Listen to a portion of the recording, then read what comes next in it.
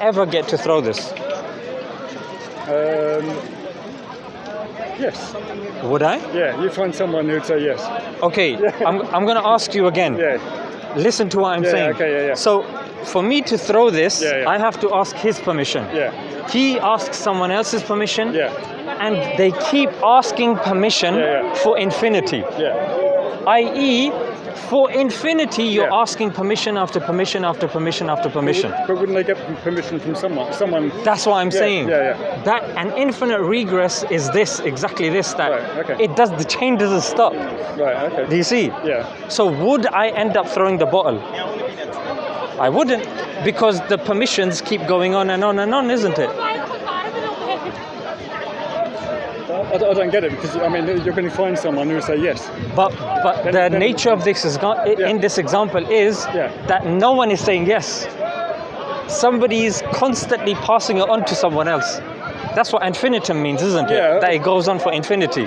Yeah, I'm not sure it's a great example, because I know for sure, even if you ask around here, 10 people, ask a Christian, they might say yes. They might say yes. Might say yes, yeah. That's very good. Yeah, I think I understand what the issue is. Yeah. You're conflating the two. One is a real-life practical example based on human beings with emotion and rationality. Yeah, okay. One is a mathematical, rational example. Yeah. So mathematically, there's no, that number one might change to number two. If it's one in infinity, that one is going to carry on at infinity. Do you see? Yeah. A mathematical law is different to a humanistic law. Do you see now? Right, okay. Yeah. So in mathematics, if I say we're going with one for infinity, it's going to be one in infinity. Right.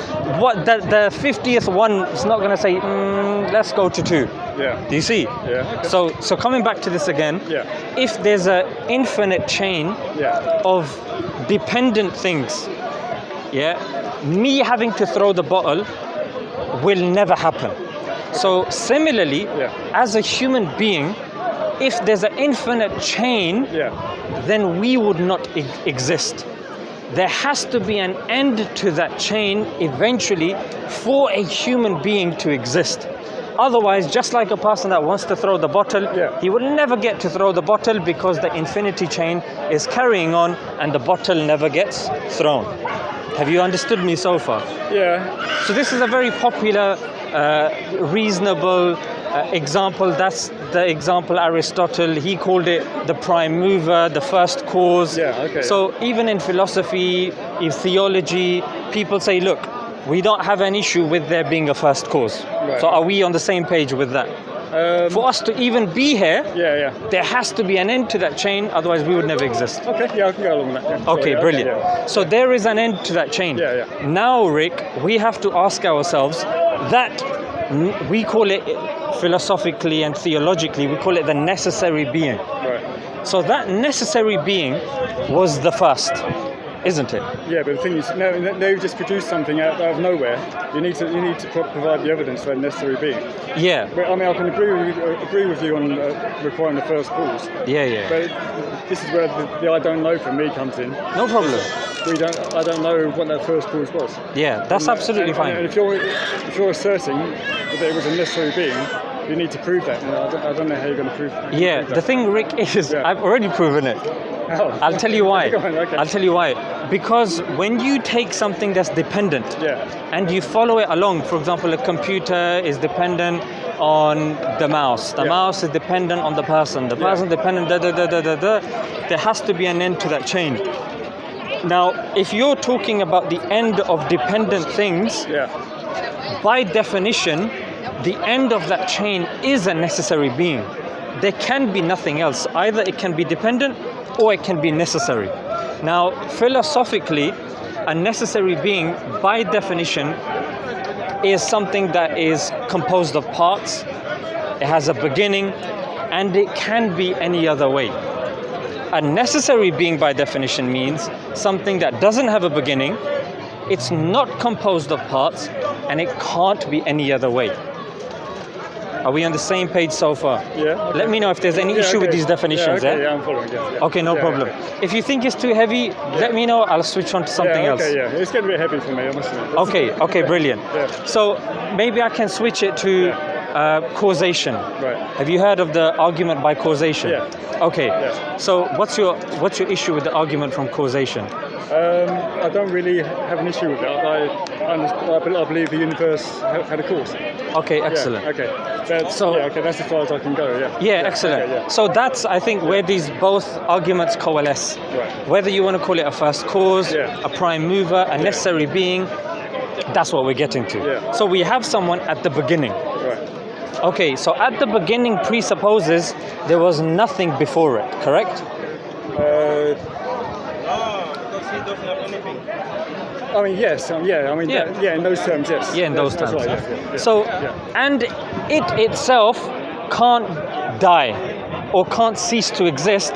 Otherwise, that being itself would be dependent or would be an effect. I don't see if there was a being like that. I don't understand why it couldn't die. Okay, interesting. Yeah. So there's a reason why I said a chain of dependent things. Yeah. Because when you go to a chain, that chain has to end. Yeah. It has to have a beginning. And then when it goes, it's like let's just take lineage.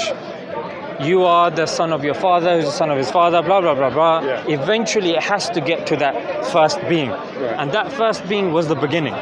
Yeah? Okay. So, I guess that's not a great example because as a human being, when it comes to something that's independent, if that independent being can cease to exist, it's not the beginning of the chain. That would mean that there was something before it because that itself can cease to exist. No, I don't see that. Okay. I don't see how just because something starts everything At off. the beginning, yeah. I don't understand how it can't cease to exist. Okay, Yeah. that's a good point. Let me just remind you of the two definitions I gave you, yeah? Something that is dependent and something that is... So contingent, something that's dependent, and something that's necessary. Yeah, okay. So something that's contingent is it's made of parts. Yeah.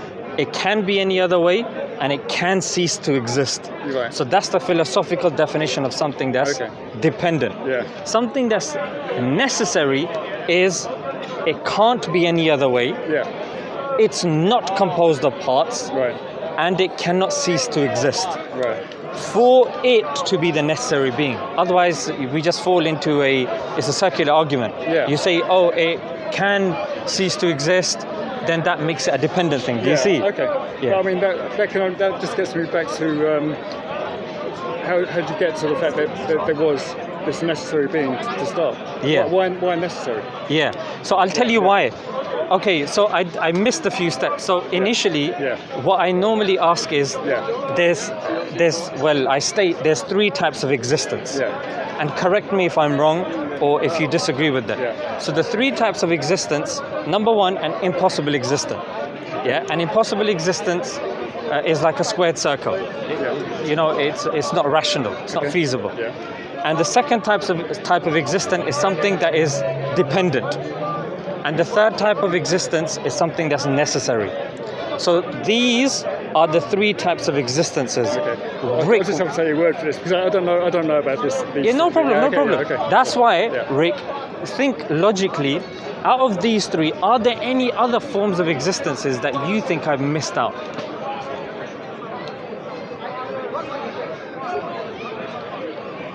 I can't. Unfortunately, because I've never heard this argument before, I can't get my head. Rick, don't worry about. Look, I'm going to be real with you. Yeah. Arguments. Yeah. You know, we can give a dime and a dozen arguments. Yeah. It's not about arguments. Yeah. Okay. It's about, Rick. The thing is, if something resonates with you, just go with it. Yeah. Like, we're not going to pin you down and say, "Oh, you've left as a Muslim now, Rick." You know what I'm saying? Course, so you have your own kind of way of thinking. You have free will. Yeah. What I'm saying is, just be honest to yourself. And just any question that I have, just think rationally and leave with any opinion you want. Yeah, There's no force upon you. Yeah, I understand. Yeah, so I think what I'm trying to say is the fundamental thing that we all accept is that we exist. Yeah. That there is existence. Yeah. Okay. And you probably heard Descartes saying, I think, therefore I am. Yeah. And that's the bare bones of the matter. Yeah. So that's step one. Yeah, okay. Step number two is then, okay, we exist, there is existence. What type of existences are there?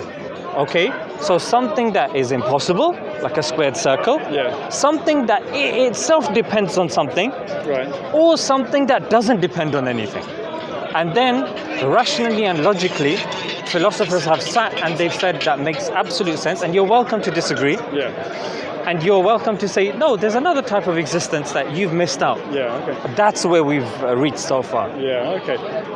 I've never looked into this before, so when you're talking about impossible existence, yeah, I don't see that as a thing. I mean, do you see? Yes, I would agree with you, Rick. When I heard this, I said three types of existences. Yeah. Now that third one, knock it out. Yeah, okay. Let's stick with the two. Okay. Something that's dependent. I'm happy. I'm happy to stick with the one, just knowing that we exist. But you're missing the point though. Yeah, okay. The three types of existences are: number one, impossible existence. Okay. Number two, dependent, which is us, and something that is necessary. That's independent. Like, I'll give you an example. Something that we regard as necessary to us in our daily understanding would be mathematics. No, we can exist without mathematics. We still exist. No, but does mathematics rely on something else? Does it need you to say, okay, that's a triangle? If something is three-sided, that's a necessary fact, isn't it? It doesn't require something to, it doesn't rely on anything. It's not dependent on anything, that mathematical fact. I can't get my head around this, because obviously there was a time when someone would see a three-sided figure, and they wouldn't call it a triangle. They'd have a different name for it. Yeah, very good. They'd call it by a different name, but it's still three sides. It's still 180 degrees. Do you see? On a flat plane. So whether someone's there, whether someone's not there, a triangle would always be a triangle, isn't it? Yeah. So that's what feasibly we would regard as a necessary fact. Something that doesn't really rely on something else. So a necessary being is a existence that doesn't rely on anything else. And the thing, Rick, is logically and rationally, no matter what kind of argument we take, there has to be an end to that chain, and the end to that chain does have to have a beginning for us to have a beginning, for us to be here, no matter how we try it. And I'll tell you, people that say no, it's ad infinitum, they actually can't respond to this and can't answer why we would be here without going into unscientific realms. I'll tell you how some people get out of this, Rick. They compound the problem, and they compound the problem by going into the multiverse. That's what I'm saying. And the multiverse, I'm sure you can agree, number one, has no evidence, and number two, it compounds the problem. Like, who created those infinite multiverses and stuff like that? Of course. So when we look at the necessary being, Rick, you have to acknowledge that that being gave rise to other existences, and those other existences were dependent on that necessary being. Otherwise, they themselves would be dependent themselves. Now, that necessary being, by definition, wouldn't have a beginning, would be self-sufficient. Otherwise, like, how was it the beginning?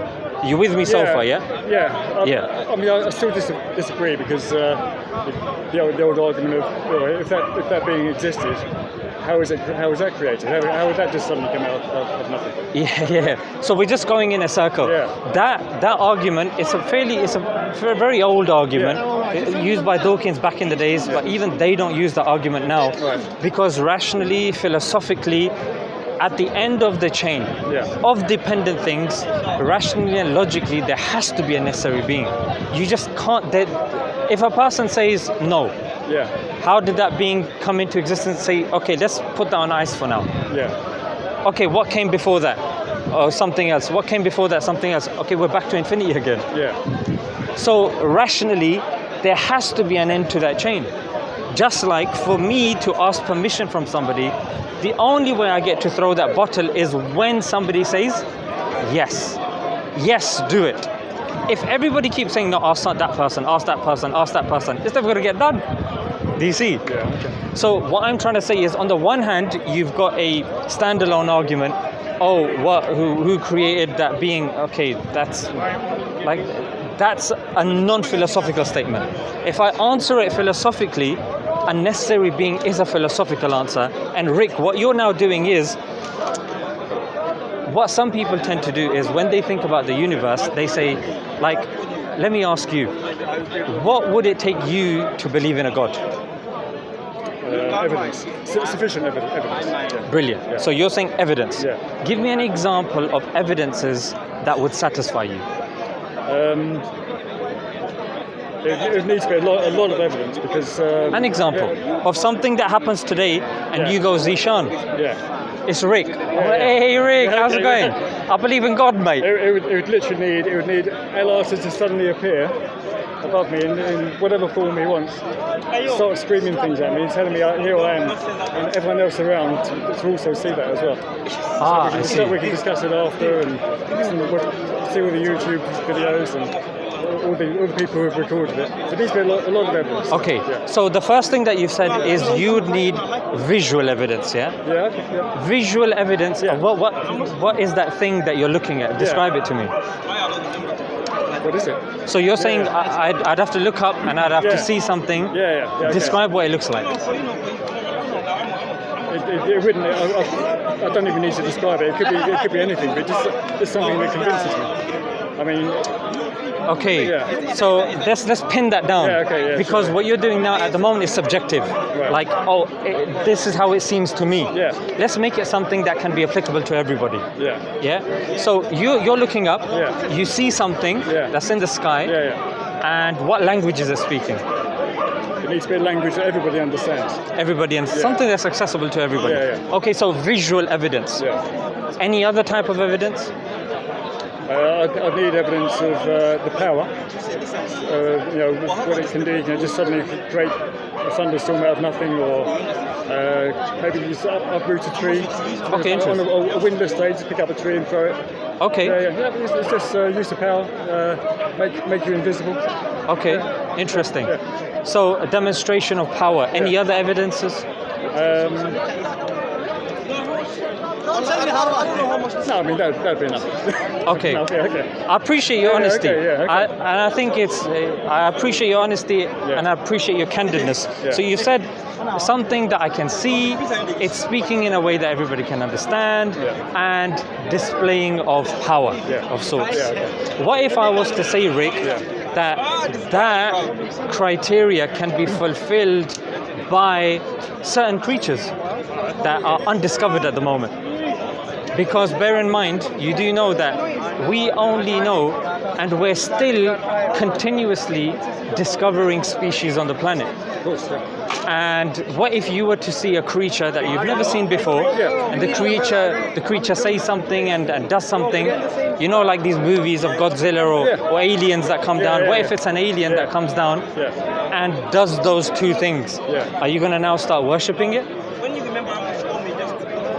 I mean, it needs a demonstration of power, to make you invisible or make me invisible and uproot a tree. Uproot a tree without touching it. But we've seen enough Independence Day and we've seen enough Star Trek to know that, there's a possibility, correct me if I'm wrong, there's a possibility of there being other beings that are more intelligent than us that can come and being technologically advanced.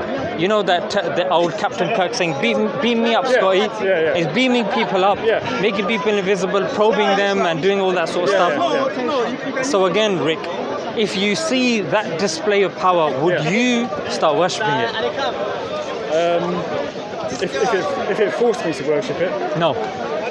Because your criteria is, if I understand it, if it's floating, if I see it, and it displays its power, that's God. So if it's God, then naturally you worship it, isn't it? Well, not necessarily. If it didn't require me to worship it, it depends if it's good or evil, or if it's a God I didn't like, then I didn't have to worship it. Why would I need to? Okay, so that's interesting. Let's pin down a definition of worship.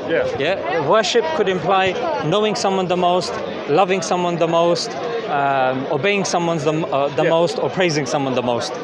So when you see somebody that's displaying all that power and you're praising it the most, it's a degree of worship, isn't it? Like some people they love a celebrity, Yeah. and according to a definition, you can say, yeah, it's pretty much worship, isn't it? Yeah, but that sort of worship is like it's general day-to-day stuff. But when when you're talking about worshipping a god.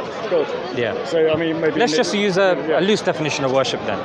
Yeah. Okay. According to your loose definition of worship, would that being then say that, you know what, yeah, I could worship that thing? I don't want to worship anything if I don't have to. Do you think it's worthy of your worship? Depends on what it's. Depends what it stands for, what it's done. I mean. So it's done exactly what you said. Yeah. It's come down. Yeah. It's displaying its power. Yeah. Okay. It's communicating to everybody. It's big. It's powerful. Yeah. Do you think that deserves it? Because that was the definition of God, isn't it?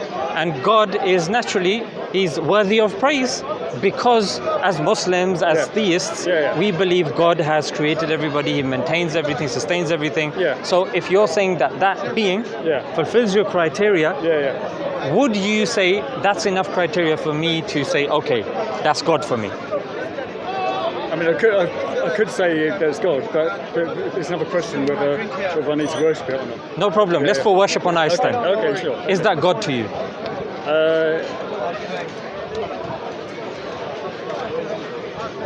Bear in mind, that was your criteria. I know. See, unfortunately, you put me on the spot with the question. And Rick, I'm not here to trip you over, mate. I know. If I needed to think about that question more, I'd probably need more criteria.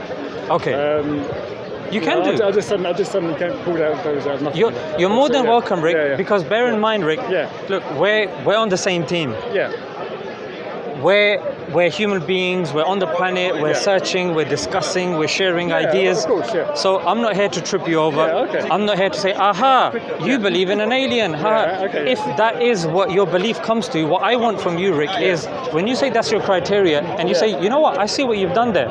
Okay, if that's my criteria, you know what, it actually doesn't make sense to myself. That's all we're doing here. If I say something, I should feel comfortable in this conversation to say, Rick, you know what, I've had a bit of an understanding now, and you know what, I actually disagree with myself with that one. I would probably need more. And that's what I think makes you an honest person, because you're saying, and correct me if I'm wrong, what you're saying is, upon reflection, that criteria is not sufficient for you to call God. Yeah, that's right.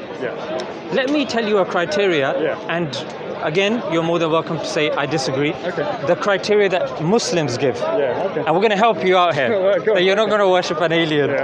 That's going to come and start vaporizing trees.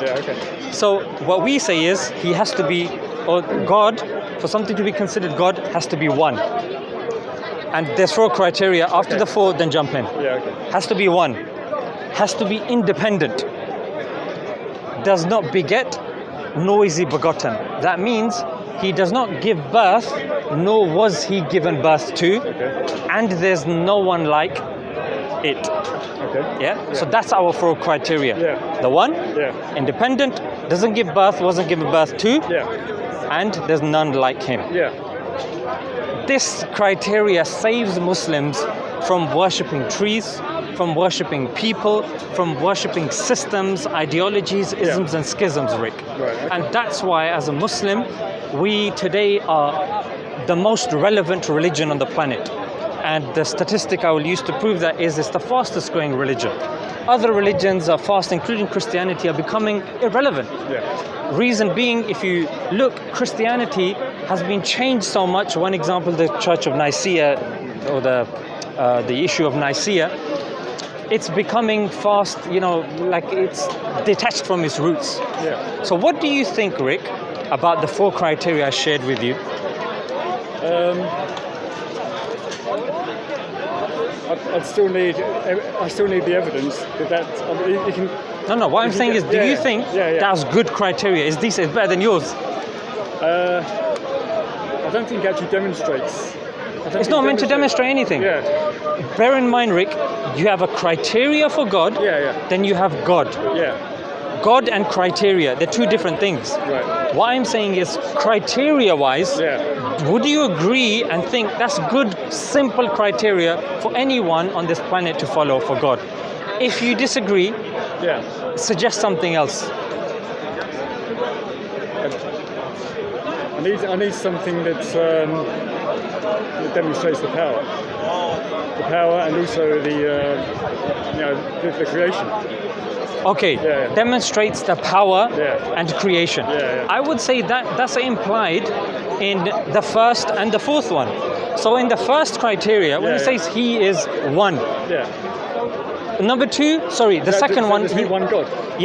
Sorry, my mistake. Okay. The second one, independent. Okay. If something is independent, Rick, independent by definition means it doesn't require assistance or help from anybody. I.e., it is self-sufficient in terms of power, in terms of action, will, consciousness, you call it. So anything else?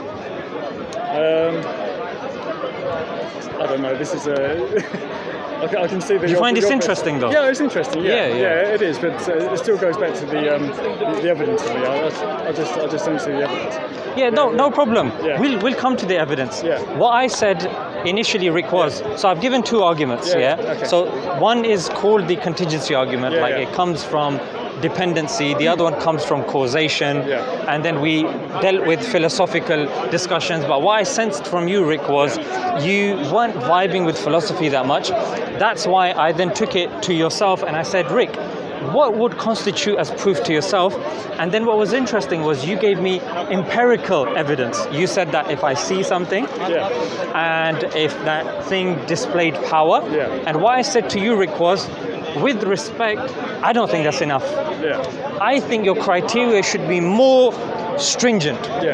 So at the moment, we'll definitely get to proof, but what I'm saying is the criteria that you offered wasn't enough, and I think you agreed with that. Course, So what I would then say is there's different types of evidences.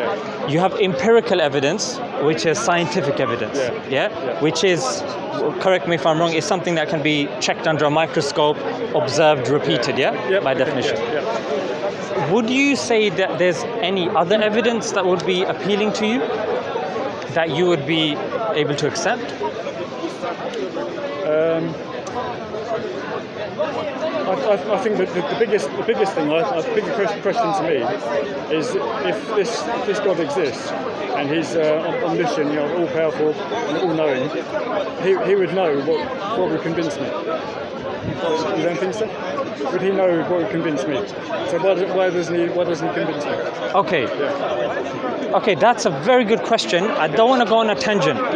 So that is the question along the lines of, why is there a test? Why is God testing us as opposed to giving us the answer and making us all believers? We'll just remind me of that. I definitely want to get to that, but that presupposes a God to begin with, isn't it? Well, I mean, it's my only answer because obviously I don't believe. That's one of the reasons why. The reason I don't believe is because of lack of evidence, and knowing that God, if he's omniscient, omnipotent, he would know what would convince me. So that's why I don't believe. All right. That's one of the reasons why I don't believe. Okay, interesting. I'm not going to ask your age because you're probably a very young, handsome individual. So what I would say, Rick, is there's an assumption being made here. The assumption is I am going to stay in this condition till death. However, I would argue to you that what evidence can you provide me that you're not going to end up believing in a year's time, a week's time, a month's time? You can't. So I would argue that criteria, there's still a question mark. That God knows what's going to convince you, and God can still convince you, but you just don't know when that time is going to come. It happens. Exactly. Okay, So that can't be a criteria for not believing in God, because that can happen whenever.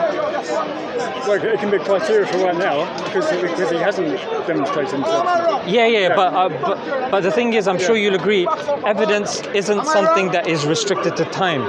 Evidence should be something that we can apply whenever. It's not like I do one experiment, I say I believe in God, I go home, do another experiment, God doesn't exist now. It has to be something that is objective. If I was to die right now, I'd die as a non-believer, because he hasn't presented How do you himself. know? Well, yeah, instantaneously, because in my mind, I don't believe. You don't believe yet. I would argue that if you're going to die, logically speaking, you're in speaker's corner. Yeah. The thing, Rick, is I'm going to take your stance. I'm going to take your stance, and I'm going to say we don't know. We don't know, and the fact that we don't know, we can't say a definite answer when we say I don't know. So if there's a possibility of you accepting Islam, I don't think you can give me a definite answer and say, yeah, I'm not going to believe. You can say I don't believe yet, but I don't think that's strong enough. Okay, no, I'm happy to say I don't believe yet. Yeah, brilliant. Because that means that right now. Yeah, exactly. Yeah. Okay. We're being honest. I'm happy with it. So, in terms of empirical evidence, so is there any other evidence? So let me say, look, there's empirical evidence. There's testimony. So I'm sure you'll agree when it comes to evolution. What you have learned about evolution, most of it is based upon people that you've heard, books that you've read. And when I say people that you've heard, they could be teachers, they could be professors. You haven't gone to excavation sites, and you haven't dug up the fossils, and you haven't done carbon dating. No, I haven't done that, but I've been to museums. You've been to museums? Yeah, I've seen fossils. But you haven't done the experiment yourself? No. Yeah. How much experimentation of evolution and Big Bang would you say that you've done percentage-wise? Percentage of what? Percentage-wise, like in terms of, let's just say, I would honestly say, in terms of experimentation, I've done less than 1%. What I've done at secondary school with the microscope, you know, with the blurry images. I'm probably with you, experimentation. Less than 1%. Yeah, I'd say so. So it's only from reading. So 99% of our evidence is based upon testimony. Documentaries, David Attenborough. BBC Bite Size, and Natural Geographic, and these books that we get from W.H. Smith. So would you say testimony as well? So that's what testimony is, what somebody has said. But it's backed up by a lot of evidence. Oh yeah, for sure. So like Professor so-and-so from Oxford, blah, blah, blah. So number one, you said empirical evidence. Number two, testimony. Would you say rational evidence as well? Logic? Sure. Would you say philosophical evidence? Yeah, that would count. I mean, as to put them all together, it's more evidence. Brilliant. That's what I would say, Rick, is how we determine God. While some people, they say, I got to see God, mate. He's got to be there. I got to be able to hold him. I got to see him. We say that's not enough, because now, if you say I want to see this, I'll say let's go Abu Dhabi. Abu Dhabi have holograms. In fact, Rick, you know the Queen. One of the days that she was traveling, I don't know if you remember, the Queen wasn't actually sitting in the carriage, it was actually a hologram. Oh, okay, no, I didn't know that. I mean, I could believe it. Okay, a lot of people were waving. She wasn't even in there. It was a hologram. I can believe it. You see? So there's such detailed holograms, anybody could do anything and deceive you. So as Muslims, we believe that there'll be somebody called the Antichrist. And the Antichrist will use empirical evidence to convince people that I'm God, mate. But as Muslims, Rick, we say empirical evidence is not enough. And you'd say, what's the evidence? I go back to the chapter of the Quran. He has to be one, independent, does not give birth and is not given birth to, and there's none like it. So anytime someone brings something, as Muslims, we critique that thing using this criteria. So I would say, Rick, broaden your criteria and say it's not something that I see. It has to be something that makes sense to me as well. So out of this criteria, let's branch out now. What other criteria would you say that you would add on to the 4 Islamic criteria that I've given? I don't know. I don't know. And the thing is, the Quran has been around for 1400 years, Rick. And I'm sure you... But it's not a long time in the history of time. Well, it depends. Time is subjective. For me, my ride in the tube here was a very long time because I was sweating. So 1400 years. historically it is a long time. Yeah. And that's why we have manuscripts and, you know, people ask for evidences. How do we know Muhammad even existed? Yeah. But the thing is, as Muslims, we can, you know, we've got evidence in our back pocket. Yeah. We've got evidence in our back pocket. Yeah, I understand, Let me reach into my back pocket. Let me see what pops out of my back pocket. Is that a Quran? It's not going to be a Quran. I would never keep it in my back pocket. I'd keep it in this pocket next to my heart. Oh, what do we have here? So this is a coin. Yeah, okay. You're welcome to look at this. This is a coin that is 140 years after the Prophet. Okay. And there's coins, you know, my friend, he has a coin that is dated to the time of the Prophet and the companions. So the point that I'm trying to say, Rick, here is when it comes to heritage, when it comes to evidence, we have manuscripts of the Quran. And this is a claim out of the historical religions. Islam is the only one that makes this claim. Christians don't say that they have a Bible that can be dated to the time of Jesus. Hindus do not claim that they have the Vedas that can be dated to the time of Brahman or to the time of their prophets. Muslims are the only one, Rick, that say that we have 4 folios with 100% accuracy in words, carbon dated by University of Oxford. And guess where that manuscript actually is? Take a wild guess, which country? Afghanistan. Afghanistan, good guess. Not quite.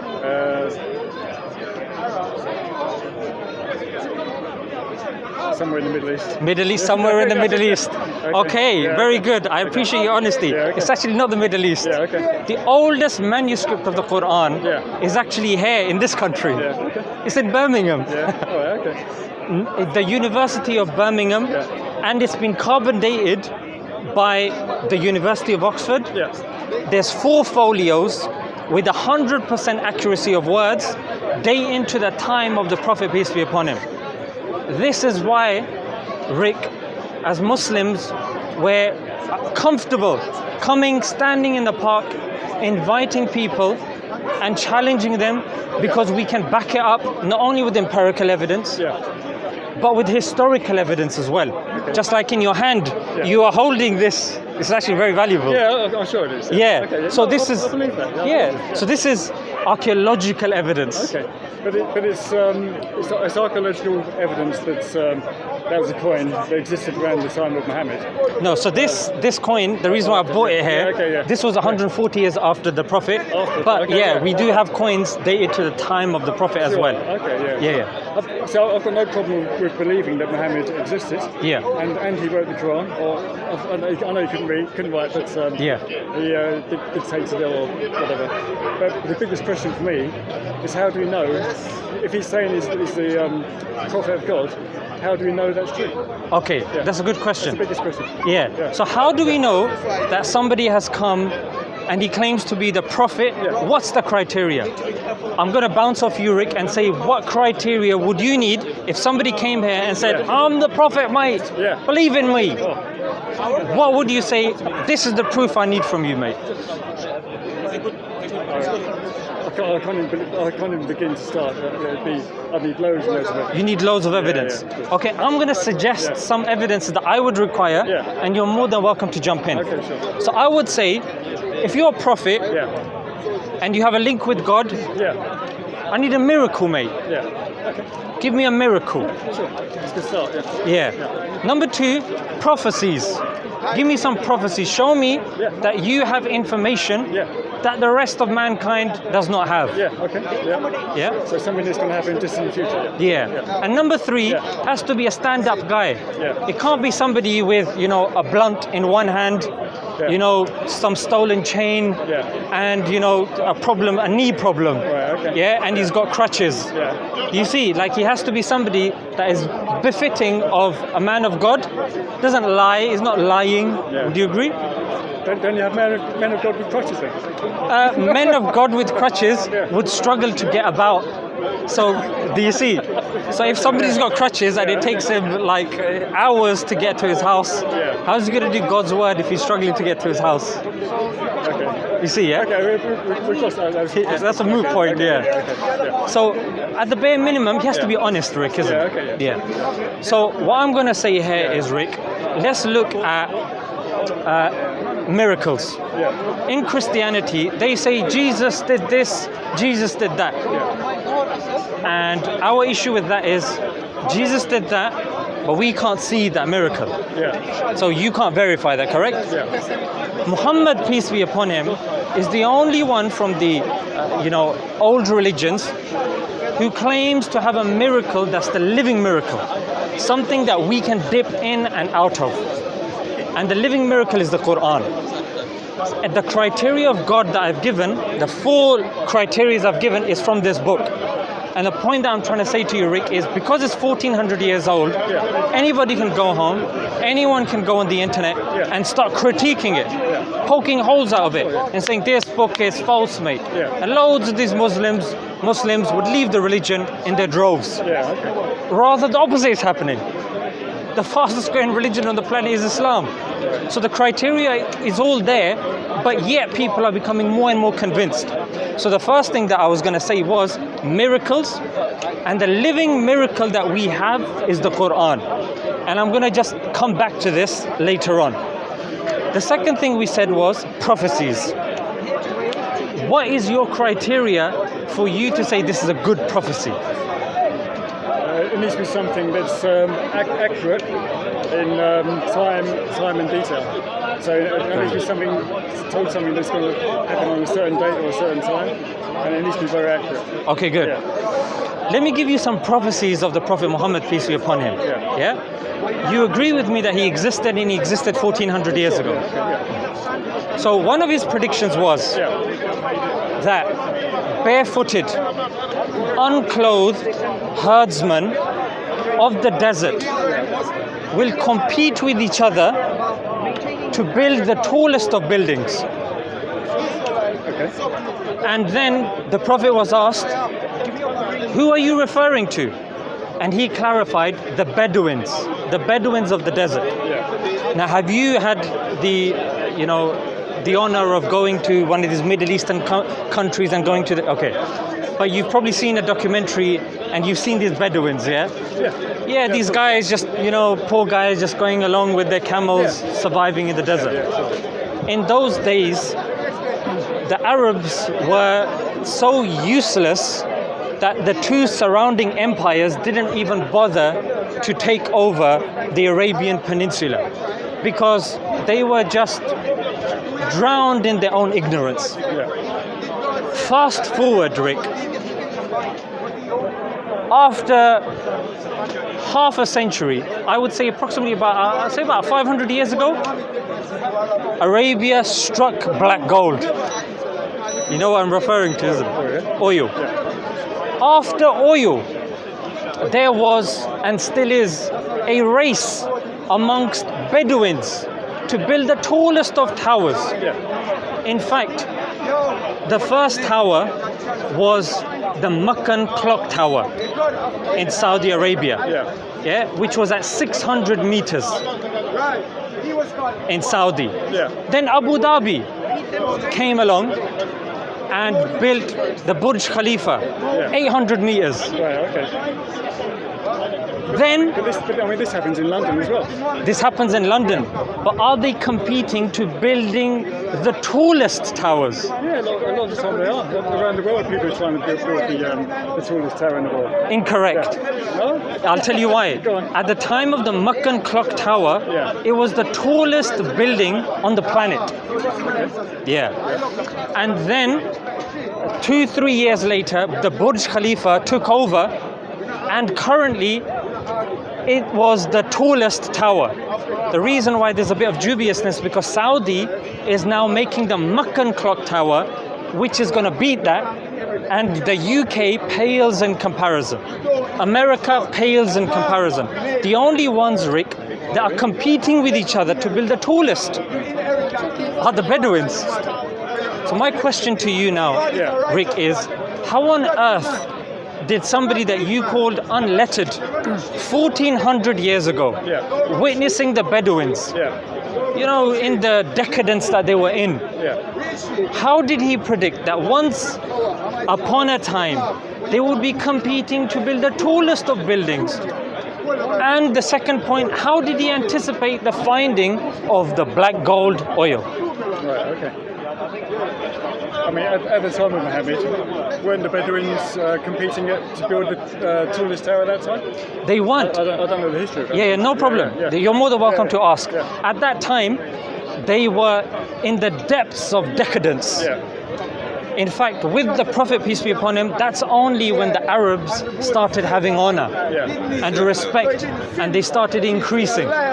Otherwise, the Bedouins at that time, in fact, there were two Arabs. One are the city dwellers, and the other ones are the Bedouins. The Bedouins, even at that time, just first floor, huts, not even buildings, huts. So, the Bedouins at that time, they were not competing at all. In fact, Rick, if you're a false messenger, what you would do is you would slowly encourage somebody to do something, isn't it? Say, you should build tall buildings, mate. Rather, if you look in the literature, in Islam, extravagance and building tall buildings is actually discouraged. It's actually discouraged. So how on earth did this prophecy come to pass when the Prophet was discouraging this?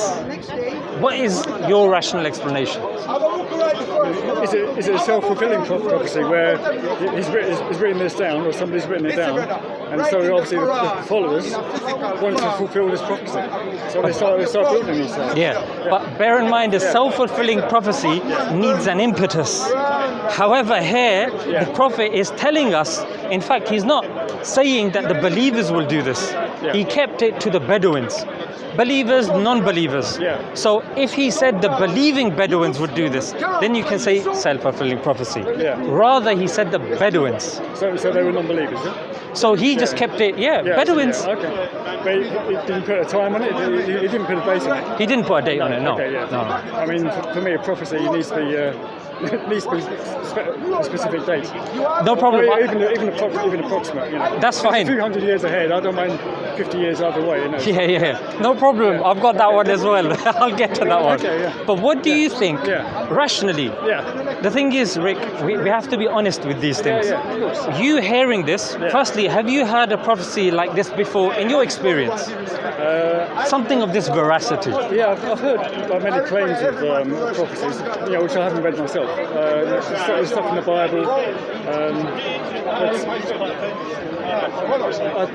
I don't know. So the difference I would say with regards to the Bible and this one is this is something that we have statistics for, that we can measure. It's happened, and it's the magnitude of it and the variables that the average layman would not have known. For example, why on earth would the Prophet say that the Bedouins would compete to make the buildings when the Arabs are low in number? The Persian Empire at its peak, the Roman Empire at its peak, but yet the Prophet is pointing at the Bedouins. It's such a big risk. In fact, oil itself, there's no evidence of oil being, taken out of the ground, utilized, and even being used as currency. Do you see? So in terms of its uniqueness, that's why this was the first one I presented. It's impressive, no? If that was his own prophecy and it came true like that, it'd be impressive. But say, for example, he made 100 prophecies and that was the only one that came true, that's not very good, is it? Good point. Every single prophecy that the Prophet, peace be upon him, has made has come true. Either it's come true or it has not come true yet. And the reason why I say yet is because he has made prophecies about the day of judgment. Things closest to the time of the day of judgment that will happen, and we'll go through them as well. What date is that? Say that again? What date is that? So he hasn't specified a date with regards to the day of judgment. In fact, he said as well, the reason being, Rick, is because if somebody knows the day of judgment, it affects people in many different ways. Like if I told you, firstly, that you're going to die on such and such date, firstly, I think you'd be concerned, like, how does he know? Yeah. Yeah, he's planning on killing me or something. Yeah. But if it was like an objective means, you wouldn't live life, Rick. Yeah. Do you see? So not knowing is actually a mercy. It's a blessing for us. Right. Yeah, not knowing when the day of judgment is, it allows us to live, it allows us to get married, to live life and stuff like this. So that's a blessing. So coming back to this prophecy, what else would you say is required for you to say, you know what, this is what's missing? It's just accuracy and the numbers thing as well. Like I said, if it was 100 prophecies and they all came true, that's quite convincing. But a lot of prophecies are open to interpretation. Very good. So you don't know. You might have interpreted something. You say, oh, this is mentioned in the Quran, and it's something vague. Some vague relationship. Yeah. That's a good point. That's a good point. It actually reminds me of a prophecy in the book of Matthew in the Bible that predicted that the day of judgment. It's ironic that you're saying that. That the day of judgment would come, and the people had pinned a rough date on it. It didn't happen. Right. To such a degree. Have you heard of someone called C.S. Lewis? C.S. Lewis, C.S. Lewis actually said this prophecy is embarrassing. You can go home, you can Google this, it's recorded, and you can go home and you can check this out. You can type in C.S. Lewis. Is this a Bible prophecy? It's in the book of Matthew. And it was actually embarrassing. Now, this is something you can Google. You can type in embarrassing Bible prophecy.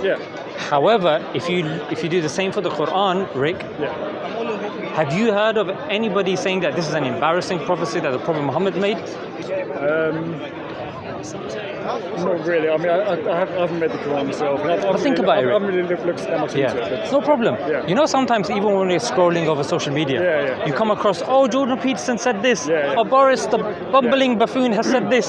So even when you're not studying something, people will scream and shout off the rooftops. This person made this prophecy, mate, and it came wrong. Mohammed this, Mohammed that.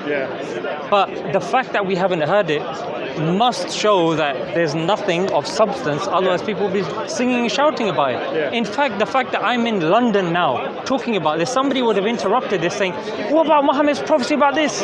You see? I think you probably heard of the Skeptics Annotated Bible. I've heard of it, It's a big resource, I think it's mainly sort of challenging claims in the Bible, but it also challenges claims in the Quran as well.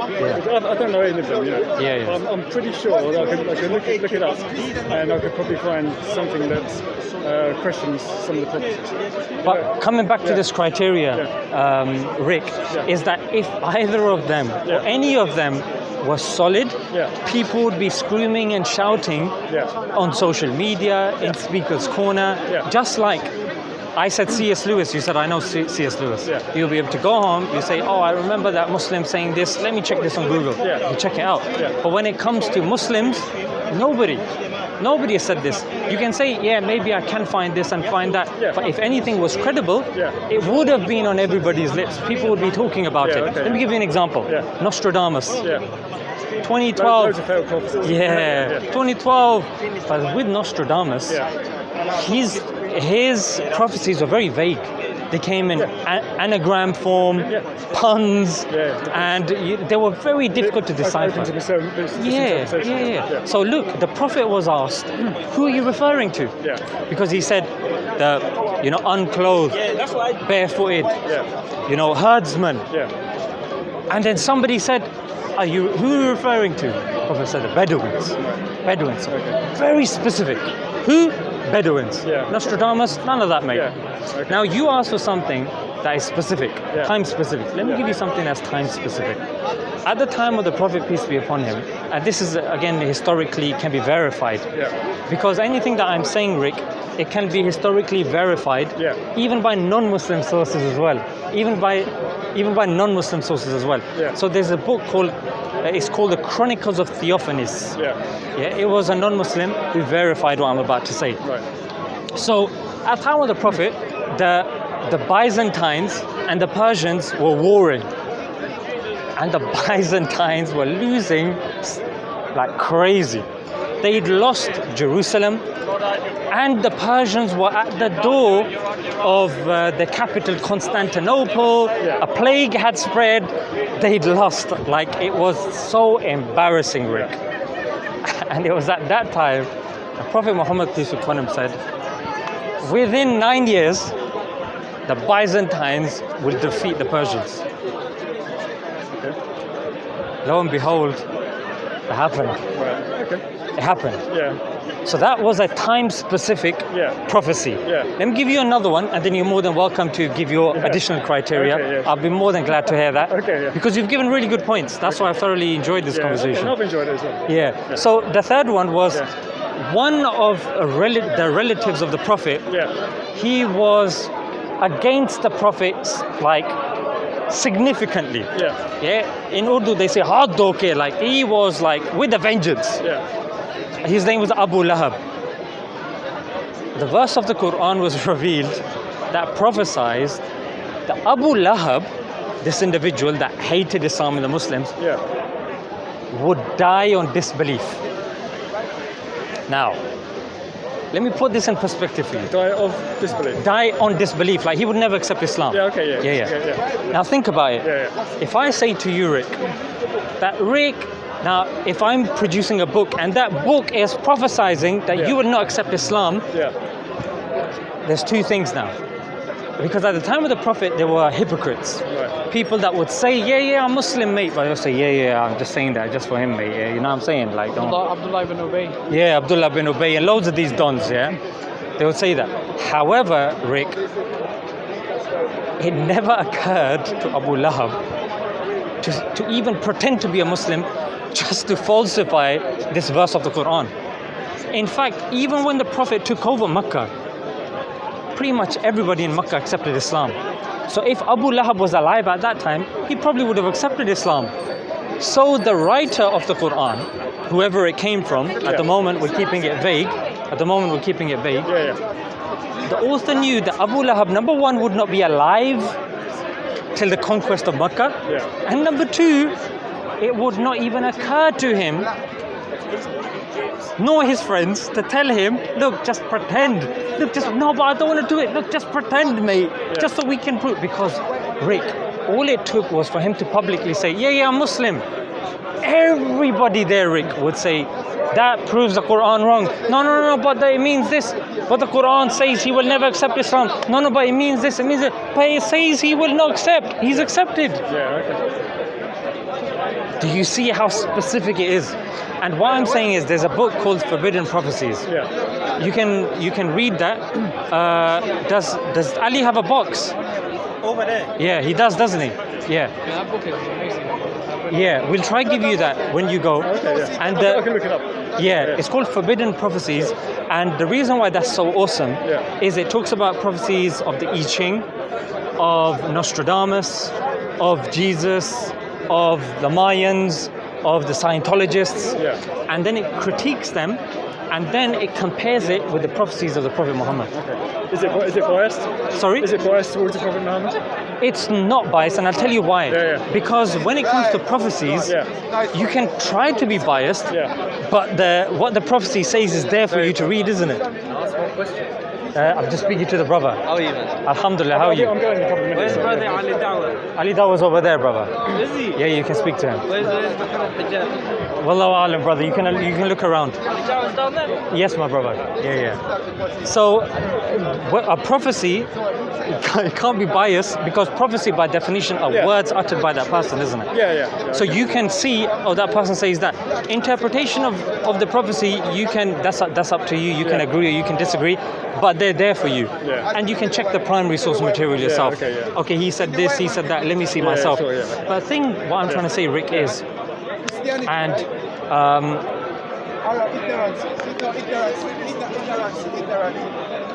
if, as Muslims, we're saying, look, the Prophet has prophecies. We have the Quran, which is available in English, and I will happily give you a Quran translation. You can go home, highlight it, read it, do whatever you need. And I'm not going to say, read it when you're with me. I'm not insecure like that. The reason we're like that, and the reason why, and you check this statistic, Islam is the fastest growing religion. Out of all the religions, you said that entity that you said it has to be able to speak to everybody in a way that people can understand. Out of the top 5 languages on this planet, Arabic is the only one that's a live language, and that is attributed to one of the old religions. The New Testament is in Greek. Greek is not in the top 5. The Old Testament, Hebrew, is not in the top 5. The Vedas is in Sanskrit. It's not in the top 5. So when it comes to all this criteria, Rick, if you're honest with yourself, you say in terms of live language, in terms of there's 3 ways the Quran is preserved. And you can speak to Christians, Jews, Hindus, you're more than welcome to do that. But you will, by the words that I'm saying to you, Rick, will echo. Because Islam is the only one that makes this prophecy. And it's 3-pronged. The Quran is preserved in terms of the living language, in terms of manuscripts, and number 3, verbally as well. So we talked about manuscripts and talked about the Birmingham manuscript. I talked about the living language. And the third thing, verbally, did you know, Rick, Quran is the only mass memorized book on this planet? I know it's memorized by a lot of people.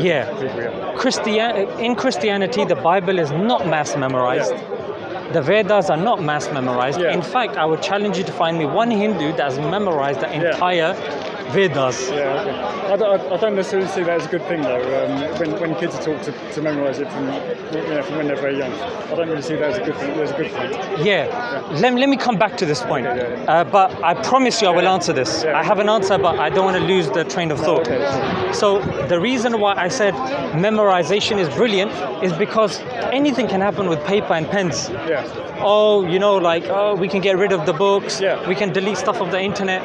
But the preservation of the Quran, upon reflection, Rick, is a phenomenal way. Memorization is a phenomenal way that objectively any layman can understand, this is actually pretty cool. Because books can be miscopied, things can be put in, things can be taken out, as we know with the Vatican Codex, as we know with many kind of things. But I gave you a codex. I gave you 4 folios in Birmingham University with 100% word accuracy. And that's number 1. That's phenomenal. But coming back to your point, I didn't want to move from it. When children are young, their mind, their brain waves are in theta. That means that children absorb things very quickly. And then, so that's the first 5 years. That's why if you look at the old scholars, Ibn Taymiyyah, Imam Nawawi, these guys memorize the Quran at a very young age. Some say even as young as 6. And there was a bit of news that I heard about a month ago. A Palestinian 6-year-old memorized it. And the reason for this, Rick, is because your brain is in theta, or when you're 8, 9, at the very least, it's in beta. You're absorbing everything. That's why there is such concerted effort to help with the learning process at a very young age. Once you pass that, your brain waves are alpha, and it's very difficult. Sorry, I said beta. I meant alpha. Then beta is us. When we're speaking. Alpha is when we're watching TV and stuff. So stuff like this, Rick, is why even atheists in China, they make the children memorize the sayings of Confucius. There's a book, and these people are atheists. There's a documentary on Amazon Prime. You can check it out on Confucianism.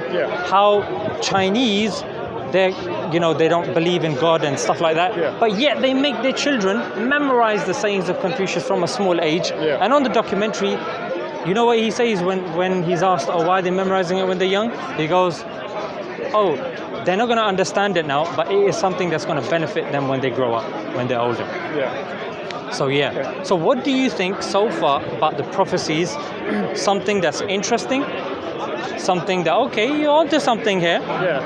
Tell me more. Or is it like, what about this, what about that? I'd need to... I've never felt the desire to actually look more into the Quran, but... have you got a bit of that desire now? I do, especially regarding prophecies. I'd like to I'm particularly interested in knowing how many prophecies there were and how accurate they were. Excellent. There needs to be a high percentage of accuracy. Think And about for say that something hasn't happened yet, it's not really a prophecy. Because who knows if it's ever going to happen? Yeah, that's fair enough. yeah. I agree with you. Yeah. I actually agree with you. Yeah. But the thing is, Rick, think about it. Yeah. I'm a born Muslim. I was born in this country. Yeah. I was born Muslim. Yeah. Oh yeah. Yeah. But you're more than welcome to. Yeah. But the thing is, if I felt that prophecies were not a good standard, Yeah. I just wouldn't have mentioned it. Yeah. Okay. You see? Yeah. Okay. The fact that that's criteria that I suggested Yeah. must mean that, there must be something in this. Yeah. That's why I would suggest don't go to the non-Islamic sources. Look at the Islamic sources, obviously. Yeah, okay, because if you want to learn about science, Yeah, okay. you don't go to people that believe that the earth is flat. Yeah, I understand. You know what I'm saying? Of course, Like someone who okay, believes yeah. that the earth